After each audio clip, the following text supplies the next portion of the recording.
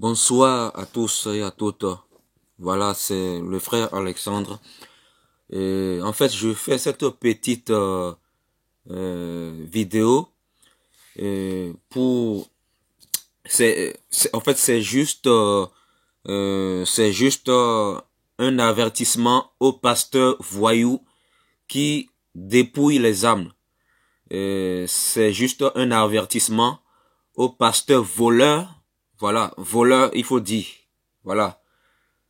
Vous allez peut-être dire que je manque d'amour en prononçant ce mot-là. Je dis bien, cet enseignement, cette petite vidéo, c'est un avertissement aux pasteurs voleurs dans cet temple bâtiment d'église que vous appelez église de Jésus. Voilà. Alors, sans plus tarder, je vais aller tout droit au but. On va aller dans le livre de Michée. Michée, chapitre 3, verset 5. Vous savez, moi, je ne suis pas quelqu'un qui essaie de tourner autour du pot pour essayer de dire ce qu'on veut dire d'une certaine façon pour ne pas blesser les gens. Moi, je suis quelqu'un de direct. Je suis quelqu'un de direct. Voilà. Jésus-Christ dans la Bible, quand il commençait à prêcher, il disait ouvertement, répentez-vous car le royaume de Dieu est proche. Jésus-Christ ne tournait pas autour du pot pour dire comment les parler pour qu'ils soient touchés, tout ça là. Moi, je suis quelqu'un de direct parce que Jésus-Christ dans la Bible était direct. Vous comprenez? Vous comprenez? C'est comme ça. Voilà. Michée chapitre 3, verset 5. Michée chapitre 3, verset 5. À partir du verset 5. Voici ce que dit l'Éternel à propos des prophètes qui égarent mon peuple, qui annoncent la paix si leurs dents trouvent quelque chose à mordre, et qui proclament la guerre si l'on ne met rien dans leur bouche. À cause de cela, la nuit tombera sur vous, et finit les visions. Je relis. Voici ce que dit l'Éternel à propos des prophètes qui égarent mon peuple, qui annoncent la paix si leurs dents trouvent quelque chose à mordre. Tous ces pasteurs bandits dans ces églises bâtiments-là, tous ces pasteurs, prophètes, bandits spirituels dans ces églises bâtiments, qui vous prophétisent des mensonges, Dieu s'adresse à eux ici. Dieu dit ici que ces pasteurs-là, quand ils ont quelque chose à manger, ils vous prophétisent le mariage. Ils vous prophétisent soi-disant le mariage. Ils vous prophétisent que vous allez avoir une promotion demain dans votre travail. Parce que ces pasteurs, en fait, leur cœur est rempli de l'amour de l'argent. L'amour de l'argent. Que dit la Bible dans 1 Timothée 6, 10? L'amour de l'argent est la racine de tous les maux. Donc, vous les pasteurs escrocs, vous les pasteurs bandits spirituels, vous les pasteurs mal polis, qui n'ont peut-être pas reçu d'éducation parentale dans leur famille, ce message s'adresse à vous. Vous comprenez? Ce message s'adresse à vous. Voilà. Dieu dit dans Michée 3, 5, voici ce que dit l'Éternel. L'Éternel, c'est Dieu lui-même. Voici ce que dit l'Éternel à propos des prophètes qui égarent mon peuple, qui annoncent la paix si leurs dents trouvent quelque chose à mordre. Beaucoup de pasteurs vous prophétisent des choses. Beaucoup de pasteurs, soi-disant, vous prophétisent des chimères. Beaucoup de pasteurs, soi-disant, vous prophétisent le mariage. Parce que, en fait, ils savent que... Parce que, en fait, vous savez pourquoi ils vous prophétisent ces choses? C'est parce que eux, ils veulent de l'argent. Ils ont quelque chose à manger. Vu qu'ils ont quelque chose à manger, et vu qu'ils ont besoin beaucoup plus d'argent, leur cœur est rempli de la cupidité. Qu'est-ce que la cupidité? La cupidité, c'est l'amour de l'argent qu'on appelle la cupidité. Cupidité signifie l'amour de l'argent. Quand tu aimes l'argent, sache que Si tu meurs comme ça, tu iras tout droit en enfer. Parce que la Bible dit, dans 1 Timothée 6:10, que l'amour de l'argent est la racine de tous les maux. L'amour de l'argent est la racine de tous les maux. Voilà pourquoi ces pasteurs bandits dans les églises bâtiments vous réclament la dîme. Et beaucoup de sœurs se font manipuler. Et ces sœurs-là suivent ces faux pasteurs-là. Ces sœurs suivent ces faux pasteurs-là. Des sœurs abrutis qui ne respectent, des sœurs abrutis qui n'ont aucun respect pour des simples frères en Christ. Mais quand c'est des pasteurs qui les demandent de faire quelque chose qui est contre la parole de Dieu, ces sœurs-là, stupidement, elles suivent ces pasteurs-là. Des sœurs abrutis qui n'ont rien compris de la parole, qui se font manipuler. Et après, vous les sœurs, vous allez vous plaindre après pour dire que oh, tel pasteur m'a violé, tel pasteur m'a violé. Écoutez-moi, vous les sœurs là. Écoutez-moi très bien, vous les sœurs là. Si les pasteurs, si certains pasteurs vous violent, c'est vous le problème. C'est vous le problème. Parce que d'abord, quand des frères simples vous disent la vérité, quand des frères simples comme moi vous reprochent quelque chose que vous faites de mal, vous n'avez aucun respect pour ces frères-là. Vous n'avez aucun respect. Mais par contre, les faux pasteurs qui vous manipulent là, c'est envers eux que vous avez le respect. Vous ne voyez pas que vous êtes abrutis?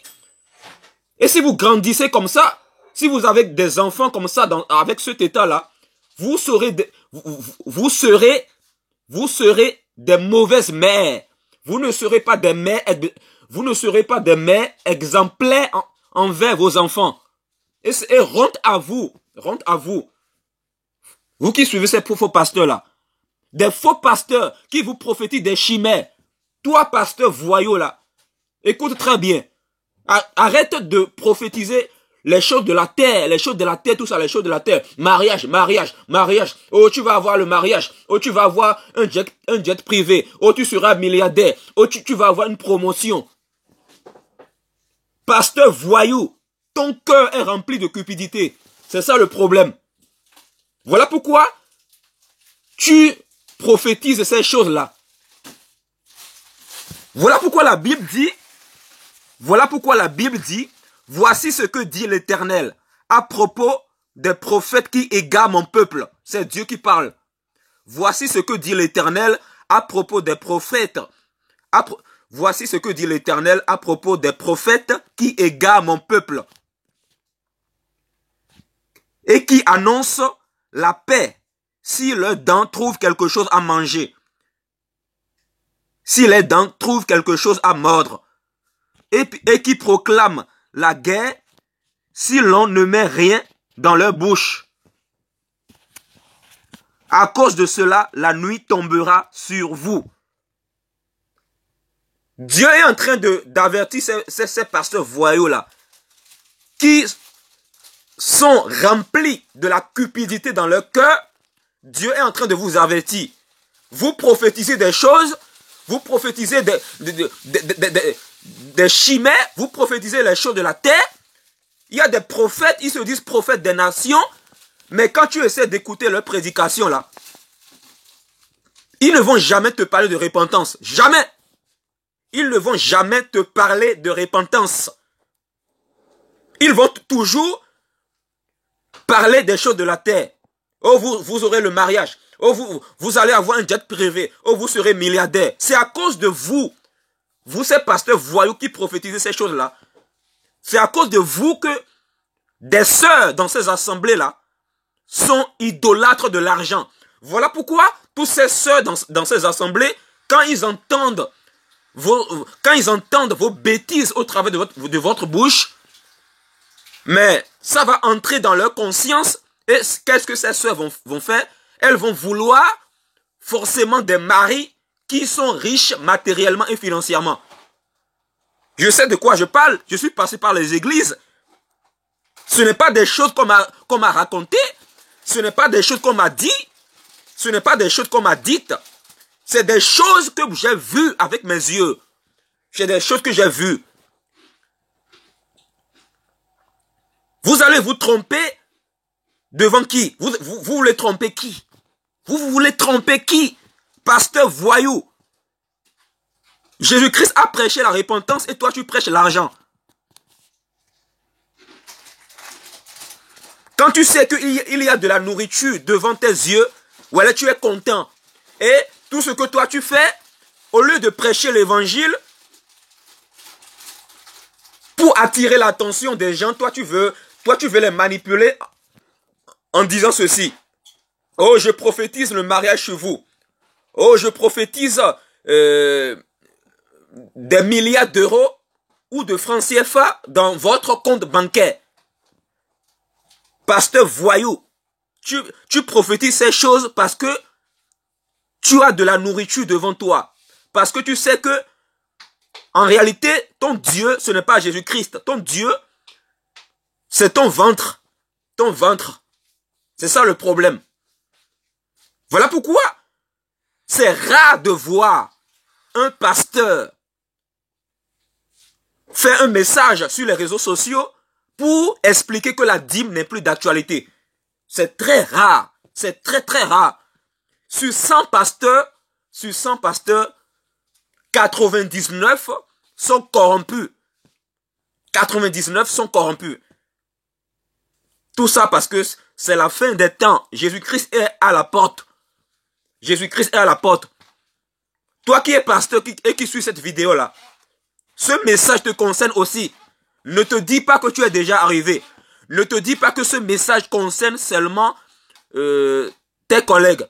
Ne te dis pas que ce message concerne seulement tes collègues pasteurs. Toi aussi, tu dois te repentir. Parce qu'il y a quelque chose dans ta vie que Dieu te reproche.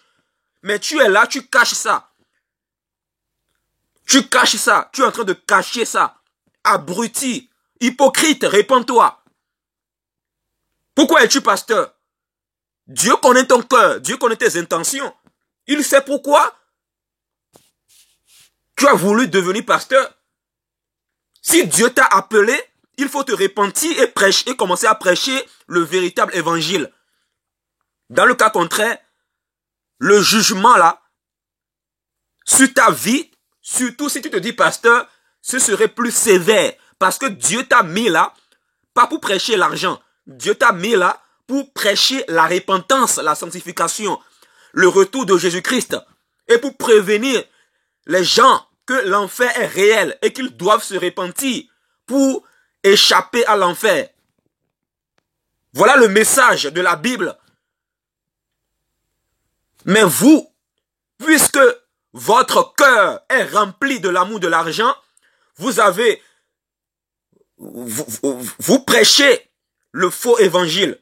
Vous prêchez l'évangile de Satan, la prospérité matérielle et financière. Je vous dis, vous allez voir ce qui va se passer dans les jours à venir. Beaucoup de pasteurs, Dieu va commencer à les frapper de mort. Dieu va commencer à les frapper. Beaucoup de pasteurs, Dieu va commencer à les frapper. Je vous le dis, Dieu va commencer à frapper les pasteurs bandits de ces églises bâtiments-là, qui sont en train de dépouiller les autres. Malgré le confinement en plus, certains pasteurs continuent à faire des vidéos pour réclamer aux fidèles de leur envoyer de l'argent. Je vous dis que si vous ne vous repentez pas là, la colère de Dieu va vous frapper. La colère de Dieu va vous frapper. Ce message, c'est très sérieux. Comme les autres messages, bien sûr. Comme mes autres enseignements, bien sûr. Dieu va commencer à punir tous ces pasteurs bandits là, qui sont en train de jouer avec leur vie et la vie des autres. Je vous le dis. Continuez à regarder à moi, au lieu de regarder au message là. Toi, tout ce qui t'intéresse, c'est de regarder à la façon dont je prêche. Reste là à te distraire. Si tu meurs comme ça là,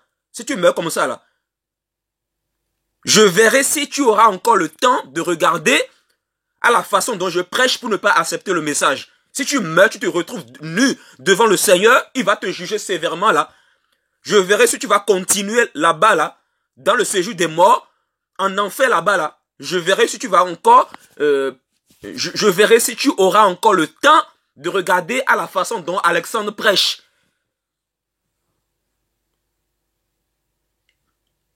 Continue à ne pas regarder au message. Continue à te distraire sur des futilités qui n'ont aucun sens. Voici ce que dit l'Éternel à propos des prophètes qui égarent mon peuple, qui annoncent la paix si leurs dents trouvent quelque chose à mordre, et qui proclament la guerre si l'on ne met rien dans leur bouche. Ah, beaucoup de pasteurs, soi-disant, quand ils n'ont rien à manger, quand ils n'ont rien à mettre, quand ils n'ont rien à mettre sur la bouche, ils vont faire des vidéos par exemple pour dire, si vous ne m'envoyez pas des offrandes, je vais vous maudire. On a déjà entendu ça. J'ai vu ça dans une vidéo il y a 2 jours environ là. J'ai vu un soi-disant homme de Dieu là. Il fait une vidéo et il dit aux gens ceci. Si vous ne m'envoyez pas vos offrandes, je vais vous maudire. Vous voyez? Vous voyez? Donc, voilà pourquoi la Bible dit ici que ces pasteurs-là, ces faux pasteurs-là proclament la guerre si l'on ne met rien dans leur bouche. Puisque ces pasteurs sont en confinement, comme tout le monde, ils sont un peu fâchés. Voilà. Il est un peu fâché et il fait des vidéos pour dire aux fidèles, si vous ne m'envoyez pas de l'argent, si vous ne m'envoyez pas vos offrandes, je vais vous maudire. Je vais prier contre vous et vos prières ne vont pas monter vers Dieu. J'ai vu une vidéo comme ça là, d'un soi-disant homme de Dieu qui parle comme ça. Vous voyez? Vous voyez? C'est tout ça en fait. Voilà pourquoi, et c'est ce que Dieu dit en fait. Dieu dit que ces faux pasteurs là, dans Michée chapitre 5 là, Dieu dit que, je relis le verset, écoutez très bien. Voici ce que dit l'Éternel à propos des prophètes qui égarent mon peuple et qui annoncent la paix si leurs dents trouvent quelque chose à mordre et qui proclament la guerre si l'on ne met rien dans leur bouche. Vous voyez? Vous voyez? Ça me fait penser à une vidéo d'un soi-disant homme de Dieu que j'ai vu il y a 2 jours environ. Et ce soi-disant homme de Dieu, il dit dans sa vidéo ceci. Si vous ne m'envoyez pas vos offrandes, je vais vous maudire. Vous voyez? Ces soi-disant hommes de Dieu, ils proclament la guerre parce qu'on n'a rien mis dans leur bouche. Donc, comprenez que le Dieu de ces bandits spirituels-là, ce n'est pas Jésus-Christ. C'est leur ventre. C'est leur ventre. Et au verset 6, Dieu dit, à cause de cela, la nuit tombera sur vous. La nuit tombera sur vous. Vous, ces pasteurs bandits là. La nuit tombera sur vous. C'est-à-dire, Dieu est en train de vous dire par là qu'il va vous juger. Le jugement de Dieu va tomber sur vous. Si vous ne vous repentez pas. Parce que ce n'est pas un jeu. Vous avez pris la Bible et vous jouez avec la Bible. Vous jouez avec l'évangile. Mais vous serez jugé très sévèrement. Vous serez jugé très sévèrement. Tu as peut-être manqué l'éducation dans ta famille, avec tes parents. Voilà pourquoi tu as amené cette attitude-là dans le Seigneur. Et tu veux que le Seigneur t'agrée comme ça? Tu veux que Dieu t'agrée comme ça? Voilà. À cause de cela, la nuit tombera sur vous. La nuit. La nuit, ça représente quoi? La nuit tombera sur vous. Ça signifie le jugement de Dieu tombera sur ces pasteurs voyous-là.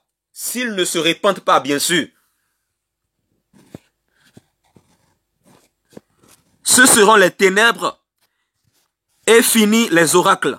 Le soleil se couchera sur ces prophètes. Le jour s'obscurcira sur eux. Les voyants seront dans la honte. Les voyants seront dans la honte. Tous ces faux prophètes qui travaillent avec l'esprit de Python là et qui prophétisent des choses là, Dieu est en train de vous dire ici que vous serez dans la honte. Vous serez dans la honte. Si vous ne vous repentez pas, bien sûr. Les devins rougiront. Ils se couvriront tous la barbe, car Dieu ne répondra pas.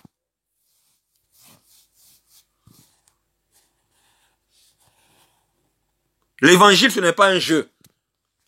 L'évangile, ce n'est pas un jeu.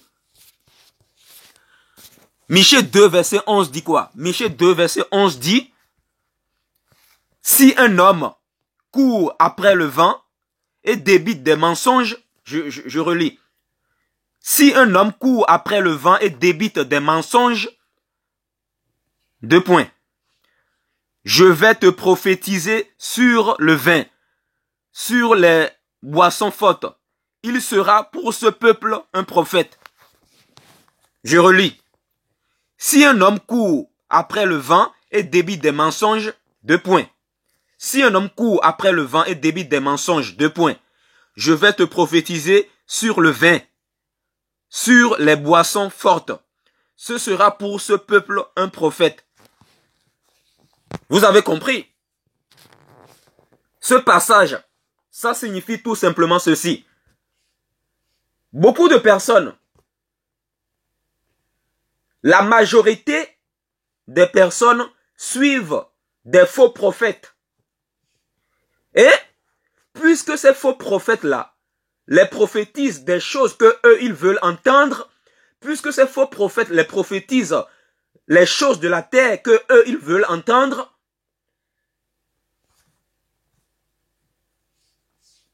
ce peuple-là qui veut entendre des prophéties que ce peuple veut entendre, ils disent que ces faux prophètes-là, ils disent que ce sont des prophètes de Dieu.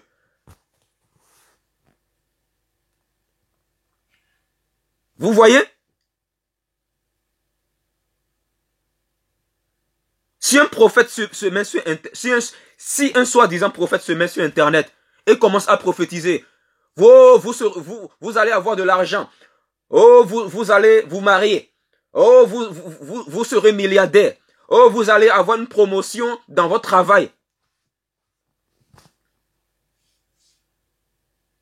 Toi qui entends ça, toi qui entends ces faux prophètes parler comme ça, puisque toi, tu aimes les choses de la terre, puisque toi, tu es accroché aux choses de la terre qui vont périr et qui vont disparaître,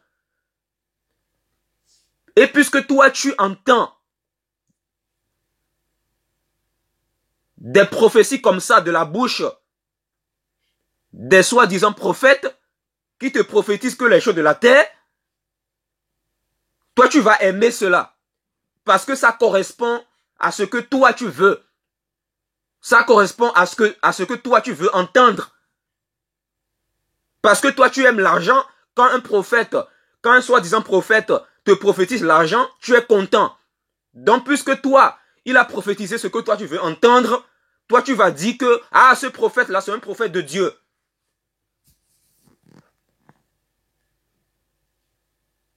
Tu vas dire que ce prophète est un prophète de Dieu.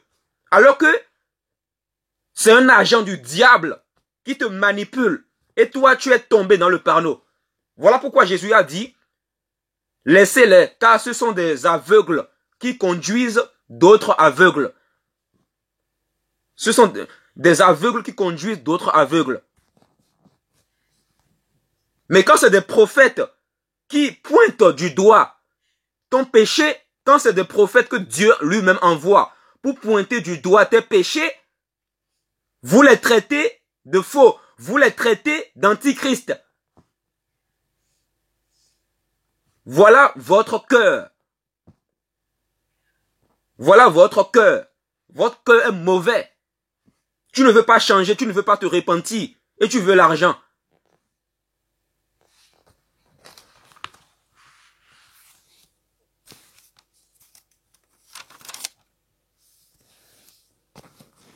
Philippiens 3, verset 19.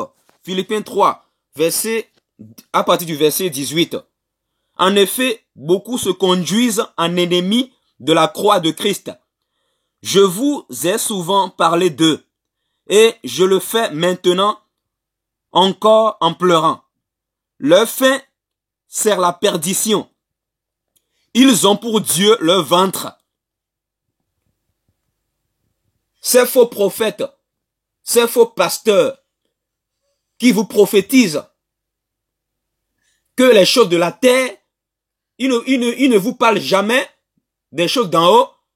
Ces faux pasteurs-là, ils ont pour Dieu leur ventre. Ils se conduisent en ennemis de la croix de Christ. Leur fin, c'est la perdition. Ils ont pour Dieu leur ventre. Ils mettent leur gloire dans ce qui fait leur honte.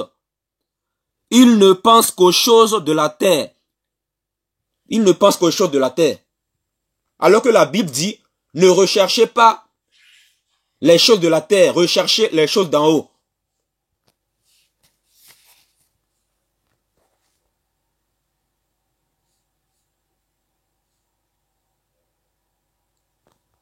Ces faux pasteurs,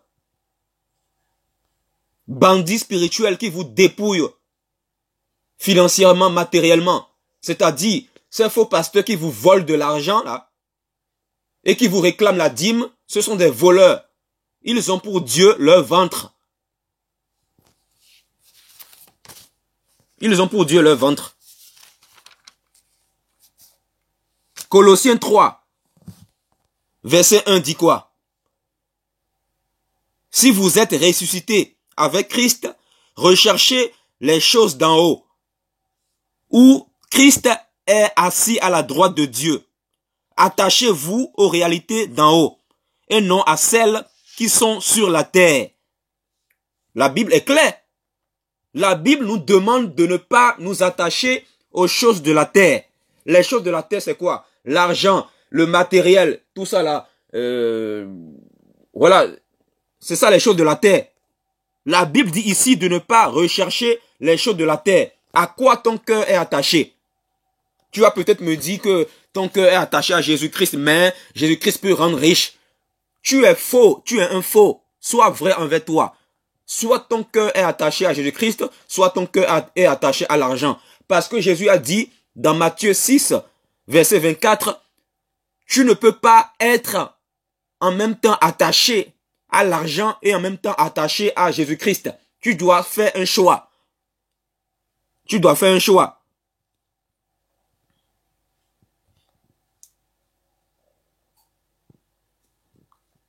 Attachez-vous aux réalités d'en haut et non à celles de la terre. Toi qui t'attaches, je relis. Si vous êtes ressuscité avec Christ, recherchez les choses d'en haut. Ou, si vous êtes ressuscité avec Christ, recherchez les choses d'en haut, où Christ est assis à la droite de Dieu. Donc, toi qui ne recherches pas les choses d'en haut, est-ce que tu es réellement ressuscité avec Christ? La Bible dit, je répète, dans Colossiens 1, si donc vous êtes ressuscité avec Christ, recherchez les choses d'en haut. Ça veut dire tout simplement que ceux qui sont ressuscités avec Christ recherchent les choses d'en haut et non les choses de la terre. Donc toi qui prêches l'argent, toi qui dis aux gens de payer la dîme, tout ça, alors que la dîme n'est plus d'actualité, tu ne recherches pas les choses d'en haut. Tu recherches les choses de la terre. Parce que ton cœur est attaché aux choses de la terre et non aux choses d'en haut. C'est clair ici. Si donc vous êtes ressuscité avec Christ, recherchez les choses d'en haut, où Christ est assis à la droite de Dieu. Attachez-vous aux choses d'en haut et non aux choses de la terre. C'est clair ici. Est-ce que tu es réellement ressuscité avec Christ? Toi, pasteur voyou, qui vole l'argent des gens là, est-ce que tu es ressuscité avec Christ? Non. Tu n'es pas ressuscité avec Christ. Voilà pourquoi tu voles l'argent des gens. Alors que la Bible dit, tu ne voleras pas. Hébreux chapitre 7 dit que la dîme a été abolie. Mais toi, tu continues à réclamer la dîme aux gens. Dans l'Ancien Testament, dans le peuple d'Israël, il y avait 12 tribus. Et la dîme concernait uniquement la tribu de Lévi. Ça ne concernait pas les autres tribus. Ça ne concernait même pas tout Israël. Tout l'Ancien Testament parle d'Israël. Mais la dîme dans l'Ancien Testament, ça ne concernait même pas tout Israël. Ça concernait uniquement la tribu de Lévi. Or, la Bible dit dans Hébreux 7 que la dîme a été abolie. La Bible dit aussi dans Hébreux 7 que Jésus-Christ, homme, vient de la tribu de Juda. Si Jésus-Christ vient de la tribu de Juda, nous aussi qui sommes chrétiens, nous provenons de la tribu de Juda, de façon spirituelle. Voilà. Donc, la dîme n'a rien à voir avec l'église. La dîme n'a rien à voir avec l'église. Es-tu lévite? Es-tu lévite? Et même si tu étais lévite, est-ce que la dîme est encore d'actualité? Non, la dîme n'est plus d'actualité. La dîme faisait partie de la loi cérémonielle de Moïse. Alors pourquoi toi tu continues à voler l'argent des gens? C'est que tu es un escroc. Tu es un bandit spirituel, un voleur. Tu prêches uniquement pour de l'argent. Tu prêches pour de l'argent. C'est ça le problème. Sois vrai envers toi-même.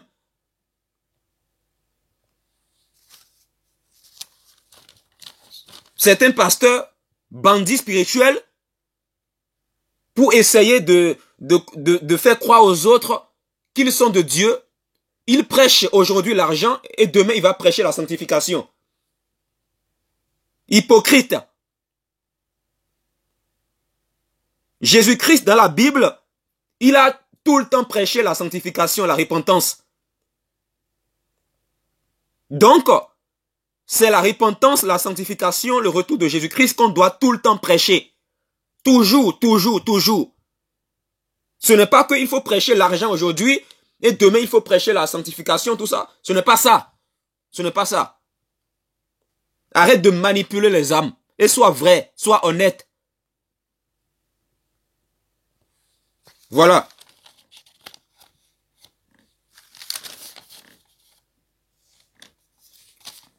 « 2 Timothée 3, à partir du verset 1, je lis. « Sache que dans les derniers jours, il y aura des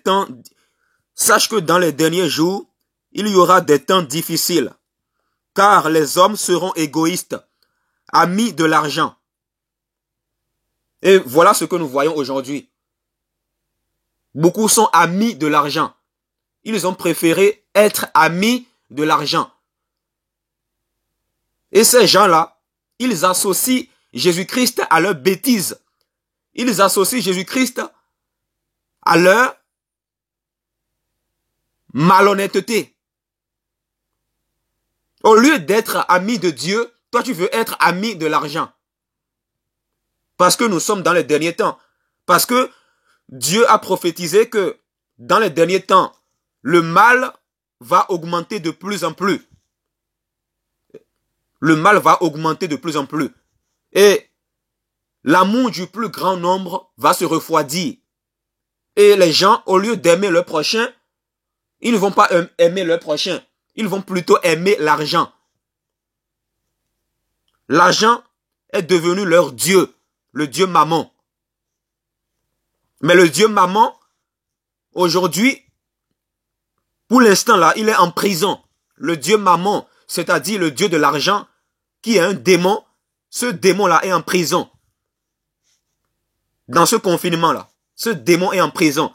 Si Dieu a permis que ces bâtiments d'église ferment, c'est parce que dans ces bâtiments d'église-là, il y a trop d'abominations.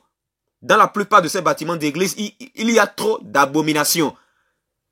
Et puisque on ne peut pas se moquer de Dieu éternellement, puisque Dieu ne peut pas permettre qu'on se moque de lui éternellement, je répète, puisque Dieu ne peut pas permettre qu'on se moque de lui éternellement, il a permis à ce que ces bâtiments d'église ferment. Et je suis très content que Dieu ait permis la fermeture de ces bâtiments d'église-là. Parce qu'il y a trop le péché dedans. Il y a trop l'amour de l'argent, la dîme, tout ça. Dans les derniers jours, il y aura des temps difficiles, car les hommes seront égoïstes, amis de l'argent, vantards, orgueilleux, blasphémateurs, rebelles à leurs parents. Quand vous voyez des enfants aujourd'hui être rebelles à leurs parents, sachez que ce sont les signes de la fin des temps. Les signes que Jésus-Christ est en train de revenir. Jésus-Christ est très très proche. Il est à la porte. Beaucoup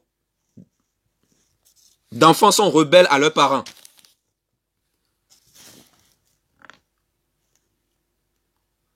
Dans les derniers temps, voilà, les gens seront aussi, la Bible dit que les gens seront aussi violents. Il y aura beaucoup plus de violence, la cruauté.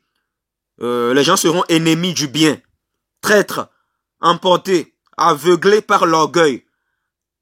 Beaucoup de pasteurs voyous sont aveuglés par l'orgueil. Voilà pourquoi il y a un pasteur qui m'avait menacé de porter plainte contre moi. Parce que je l'ai juste envoyé une vidéo. Un pasteur, un soi-disant pasteur, qui prêche dans une église dans laquelle j'allais dans le passé. Ce pasteur-là m'a menacé de porter plainte contre moi. Parce que c'est un pasteur orgueilleux. C'est un pasteur bandit. Un pseudo-pasteur, un pasteur bandit. Un pasteur qui a divorcé en plus. Toi, tu as divorcé, mais attendez. Tu as divorcé et tu continues à prêcher. Tu continues à prêcher. Tu devais revoir ta vie. Parce que tu n'es pas un bon modèle. 1 Timothée chapitre 3 dit quoi? 1 Timothée chapitre 3 dit que les responsables, les pasteurs, tout ça là, doivent être de bons modèles. Ces pasteurs ne doivent pas divorcer. Ces pasteurs ne doivent pas avoir 2 femmes. Ces pasteurs doivent avoir une seule femme et non 2 femmes. Et ces pasteurs ne doivent pas divorcer. C'est écrit dans la Bible dans 1 Timothée chapitre 3. 1 Timothée chapitre 3. Voilà. Tu es pasteur, tu as divorcé. Tu n'es pas un bon modèle. Tu n'es pas un bon modèle. Tu n'es pas un bon modèle. Tu dois te repentir. Tu es orgueilleux.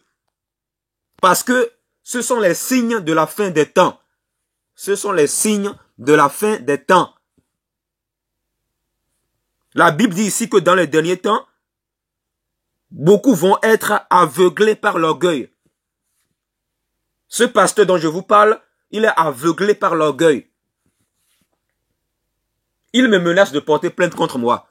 Mais vas-y, porter plainte.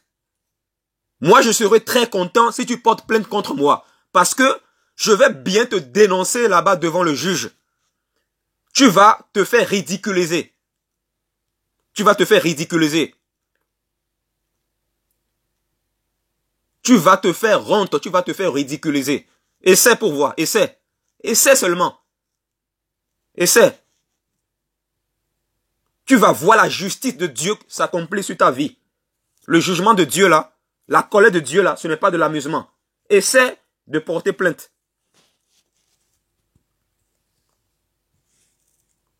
Tu n'es pas un bon modèle, même dans ta propre famille là, tu n'es pas un bon modèle. Dans ton foyer là, envers ta femme, envers tes enfants, tu n'es pas un bon modèle. Ça se voit.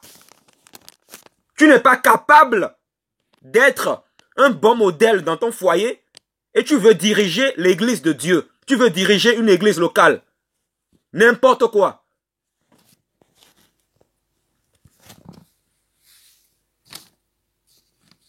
La Bible dit ici, la Bible dit aussi que, toujours dans 2 Timothée chapitre 3, hein, au verset 5, la Bible dit, ils auront l'apparence de la piété, mais ils renieront ce qui en fait la force. Éloigne-toi de ces gens-là. Voilà. Paul ici nous demande de nous éloigner de ces gens-là. Voilà pourquoi il faut quitter les fausses églises qui ne vous disent pas la vérité.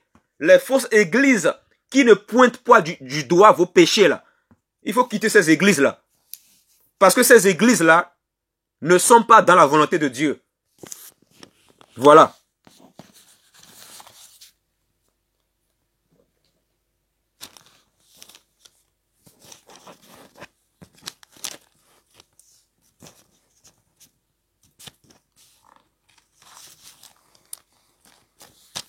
Pasteur voyou, je suis très content que vos bâtiments d'église sont fermés. Vous ne pouvez pas imaginer combien de fois je suis heureux.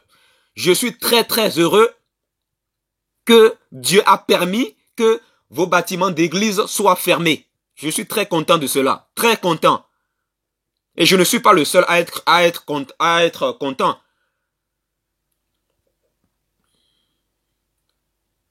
J'ai un frère en Christ, prophète, qui est aussi content comme moi. Nous sommes très contents que vos bâtiments d'église sont fermés. Comme ça va vous permettre de réfléchir. Parce que vous êtes tout le temps agité. Vous étiez tout le temps agité par le programme d'église, le ministère, programme d'église.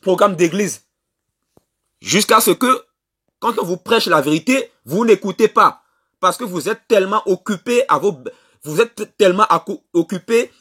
par votre ministère jusqu'à ce que vous n'écoutez pas les messages. Vous êtes tout le temps agité, tout le temps occupé. Vous êtes tout le temps occupé. Alors que Dieu veut que vous soyez dans le repos pour le chercher chez vous. Maintenant là, c'est un repos forcé. C'est un sabbat forcé. Voilà pourquoi Dieu a permis que vos bâtiments d'église soient fermés. C'est Dieu qui a permis ça. Hein? C'est Dieu lui-même qui a permis ça. Dieu lui-même. C'est la volonté de Dieu. Donc, vous devrez être interpellé. Ça doit vous parler. Ce qui se passe là, ça doit vous parler. Ça devrait vous parler. Les pasteurs voleurs, voyous sont au chômage. Je suis très content. Je suis très très content. Je suis très très content que les pasteurs voleurs voyous sont au chômage. Eh oui.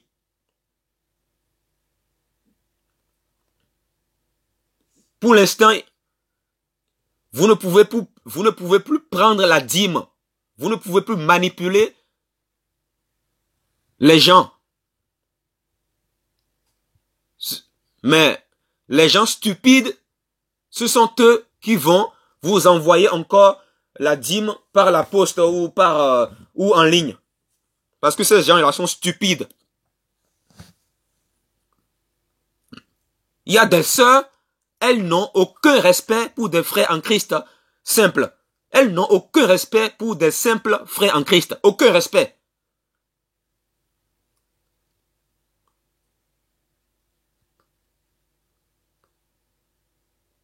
Quand c'est un frère qui se dit pasteur, prophète, qui leur parle, elles écoutent. Même s'ils leur disent des conneries, elles écoutent, elles écoutent. Mais quand c'est des frères simples, elles manquent de respect à ces frères-là. Il y a des sœurs comme ça, elles n'écoutent que leur pasteur.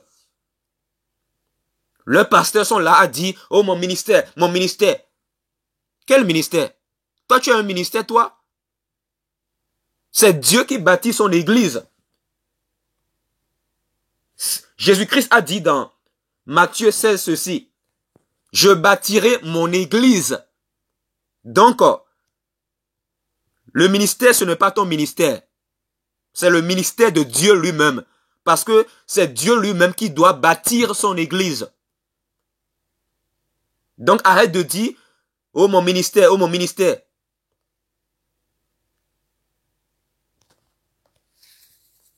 Quel ministère?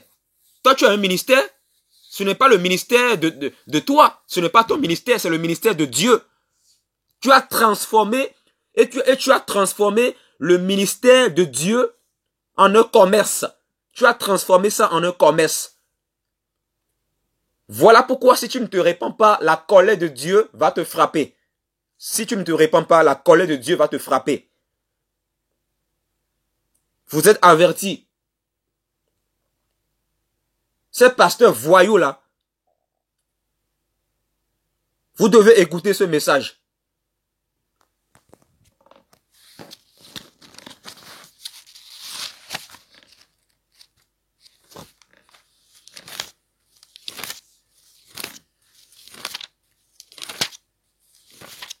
Merci Seigneur Jésus-Christ d'avoir permis la fermeture de ces bâtiments d'église.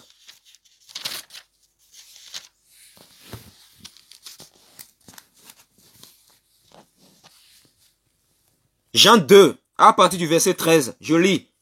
La Pâque juive était proche et Jésus monta à Jérusalem.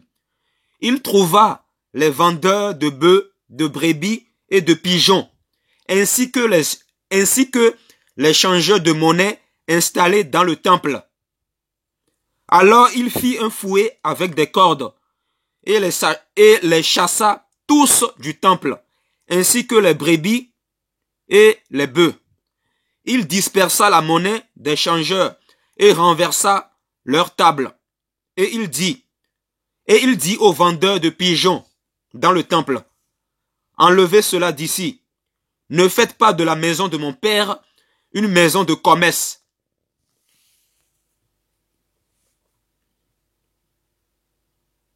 Dieu vous a averti. Avant le confinement, Dieu vous a averti à plusieurs reprises, certains d'entre vous. Dieu vous a averti en disant, ne faites pas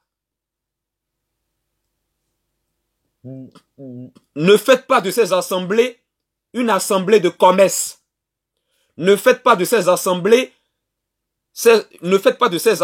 des assemblées de commerce. Mais vous n'écoutez pas. Puisque vous n'écoutez pas, vous avez préféré continuer à faire du commerce dans ces assemblées-là. Voilà pourquoi Dieu a permis que ces bâtiments d'église ferment pour vous donner une bonne leçon. Vous voyez, Jésus-Christ, homme, dit ici, ne faites pas de la maison de mon père une maison de commerce. C'est clair ici. Vous les pasteurs voyous, vous faites dans les assemblées, vous faites du commerce. Vous vendez des CD chrétiens. Vous vendez des livres des hommes de Dieu soi-disant. Vous vendez des miracles. Vous vendez des prières. Vous vendez des livres au sein des assemblées. Alors que Jésus-Christ ici, quand il est entré dans un temple dans lequel les gens faisaient du commerce, Jésus-Christ, il a renversé les tables de ces commerçants-là. Et il a chassé de ce temple tous les acheteurs ainsi que tous les commerçants. Donc, le fait que Jésus-Christ a permis la fermeture de vos bâtiments d'église, c'est en quelque sorte, ce qu'il a fait ici, dans le temple là, dans Jean chapitre 2, à partir du verset 13. Jésus-Christ est entré dans un temple, il a remarqué le commerce, puisqu'il a remarqué le commerce dans le temple de Dieu, il a chassé tout le monde de ce temple-là. Et il a renversé les tables ainsi que les marchandises des commerçants dans le temple.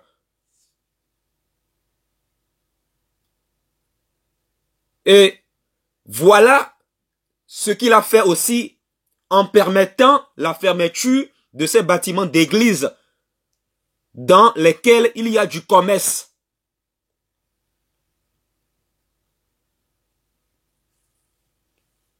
Donc, tout cela, ça doit vous parler. Et vous devez changer d'attitude. Vous devez changer d'attitude. Matthieu 10, 8 dit, vous avez reçu gratuitement. Donnez gratuitement. C'est comme ça. Quelles que soient les raisons que tu peux avancer, la Bible dit que tu ne dois pas vendre les choses de Dieu.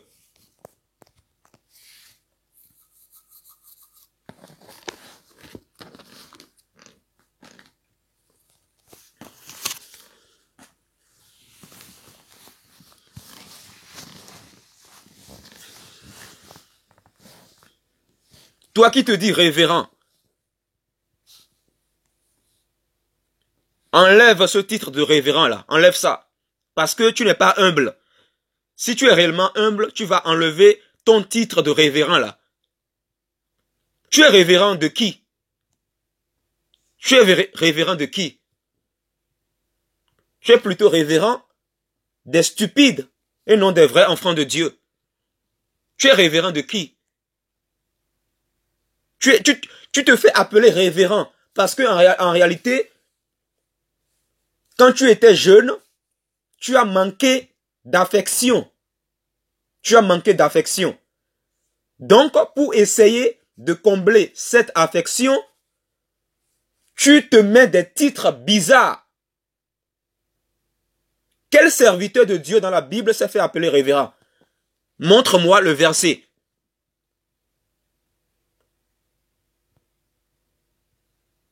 Quel serviteur de Dieu dans la Bible s'est fait appeler révérend? De Genèse jusqu'à Apocalypse. Donne-moi le verset. As-tu vu révérend dans Ephésiens 4, 11, quand Dieu citait les 5 ministères? As-tu vu révérend dedans? As-tu vu le mot révérend dedans?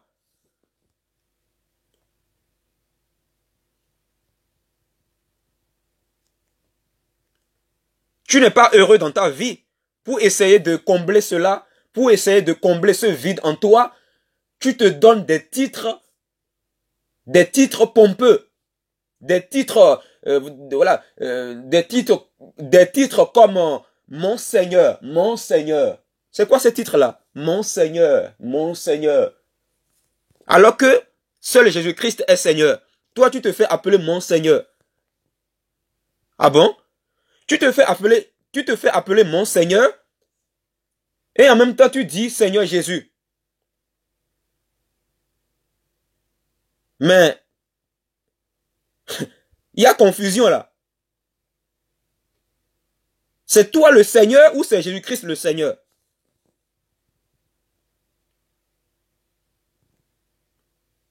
Tu aimes plutôt la gloire des hommes. Tu veux rechercher ta propre gloire. Tu n'es pas là pour rechercher la gloire de Dieu. Voilà pourquoi tu te fais appeler mon Seigneur révérend. Archibishop. Tu veux archibishoper? Tu vas archibishoper les démons là-bas en enfer. Si tu meurs comme ça, tu vas archibishoper les démons là-bas en enfer. Continue comme ça à te faire appeler archibishop révérend. Archibishop révérend. Ça veut dire quoi tout ça là?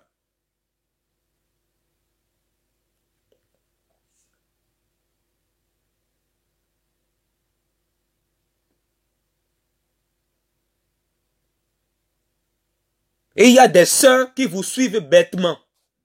Il y a des sœurs qui vous suivent stupidement. Comme des perroquets. Et quand elles parlent, on ne sent même pas Jésus-Christ en elles. Quand elle parle, elle dit, mon pasteur a dit, mon pasteur a dit. Elle ne dit pas la Bible a dit. Hein. Elle dit, mon pasteur a dit, mon prophète a dit, mon père spirituel a dit, mon père spirituel a dit. Alors que Jésus-Christ dit dans Matthieu 23 que on ne doit pas se faire appeler père spirituel.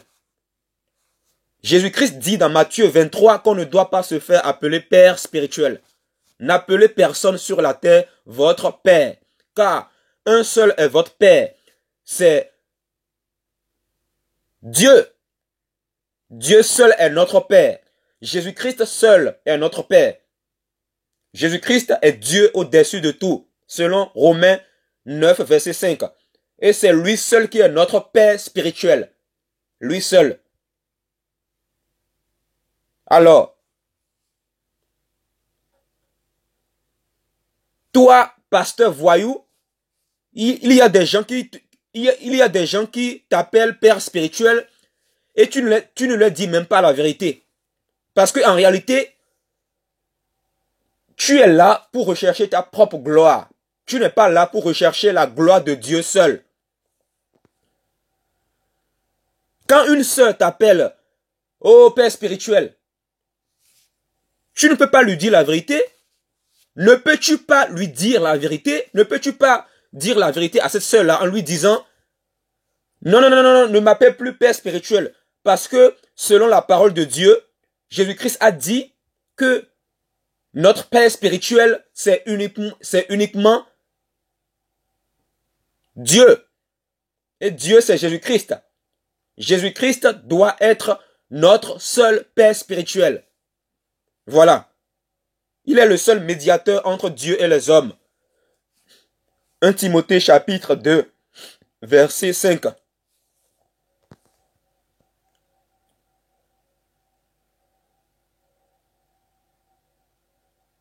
Beaucoup de pasteurs qui vont refuser de se repentir sincèrement,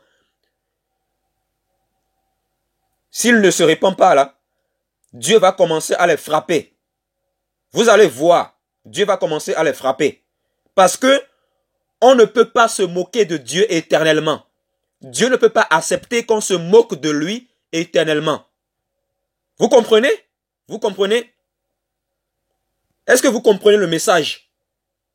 Est-ce que vous comprenez le message? Dieu ne peut pas accepter que vous vous moquez de lui éternellement. Voilà pourquoi il va commencer à frapper beaucoup de pasteurs qui vont refuser de se repentir. Beaucoup de pasteurs qui vont refuser de devenir humbles comme un petit enfant. Le Seigneur va commencer à les frapper. Je vous le dis. Je vous le dis. Je vous le dis. Parce qu'on ne se moque pas de Dieu. Galates 6, verset 7 dit, on ne se moque pas de Dieu. Ce qu'un être humain aura semé, il le récoltera.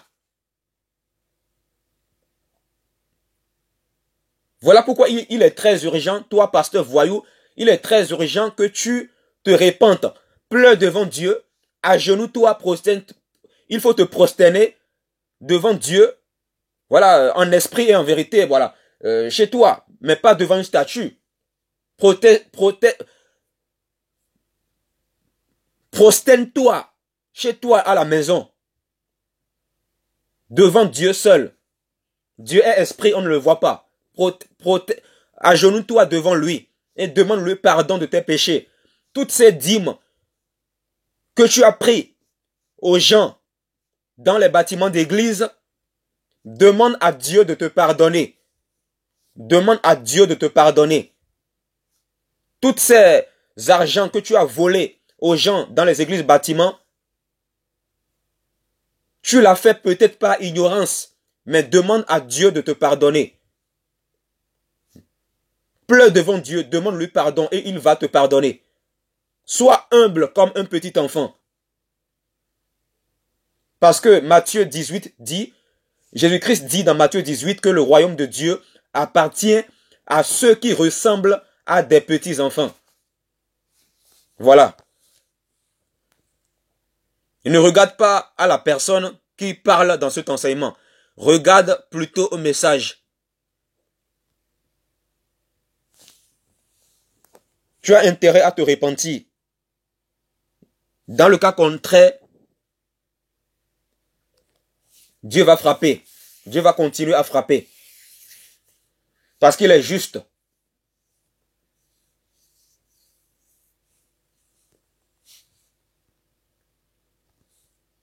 Répands-toi là où tu es. Demande pardon à Jésus-Christ. Voilà. Demande-lui pardon avant qu'il ne soit trop tard pour toi.